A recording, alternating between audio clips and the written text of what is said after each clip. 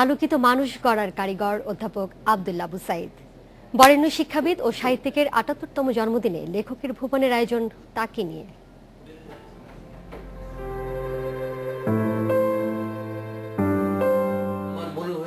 মানুষ গড়ার কারিগর তিনি। ভালোবাসেন স্বপ্ন দেখাতে, বলেন মানুষ তার স্বপ্নের সমান বড়। তার দরাজ কণ্ঠ, গোছানো কথামালা আর পরিপাটি ব্যক্তিত্ব মুগ্ধ করে রাখে শ্রোতাকে। তার হাতে গড়ে তোলা বিশ্ব সাহিত্য কেন্দ্র সংগঠনের পরিচয় ছাপিয়ে হয়ে উঠেছে দেশব্যাপী এক বই পড়ার আন্দোলন।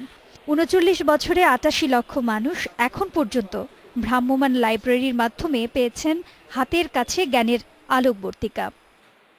আমি মানুষ ছাড়া একদম থাকতে পারি না। আমার দিনে 50টা লোকের সঙ্গে দেখা না হলে সেই দিনটা আমার নষ্ট হয়ে যায়।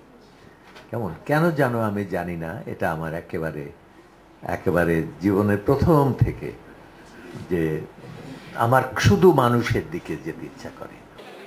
আব্দুল্লাহ আবু সাইদ শুধু একজন শিক্ষাবিদ নন, তার আরও পরিচয়ের মধ্যে আছে তিনি সাহিত্যিক, উপস্থাপক আর সবার প্রিয় স্যার। বিশ্ব সাহিত্য কেন্দ্র কিভাবে গড়ে উঠেছে তার ইতিহাস নিয়ে লেখালেখিতে সম্প্রতি ব্যস্ত রয়েছেন বয়সের কাছে পরাজিত না হতে চাওয়া মানুষটি। আজকে এই দালান দেখে, এটা দেখে, সেটা দেখে মনে হওয়ার কোনো কারণ নাই যে এই বিশ্ব সাহিত্য কেন্দ্র এইভাবে একটা দালান। এটা প্রত্যেকটা মানুষের, কত হাজার হাজার মানুষের ছোট ছোট ছোট ছোট কন্ট্রিবিউশন দিয়ে যে তৈরি হয়েছে, এটা বলে শেষ করতে পারবো না। কেন্দ্র যে কিভাবে তৈরি হয়েছে সেই ইতিহাসটা আমি এখন লিখছি। জন্মদিনে বিশ্ব সাহিত্য কেন্দ্র ভরে উঠেছিল তার পাঠক, অনুরাগী, ভক্ত শুভানুধ্যায়ীদের কলকাকলিতে।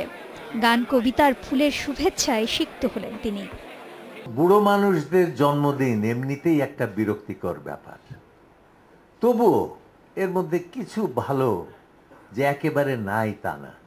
তবে আমার জন্য সেটা হচ্ছে একটা আতঙ্ক এই জন্য যে প্রত্যেক বছর জন্মদিনের উপরে একটা করে বক্তৃতা করতে হবে, এবং ৩৫ বছরে আমি আমার জন্মদিনের উপরে এক বিষয়ের উপরে আমি ৩৫টা বক্তৃতা করি।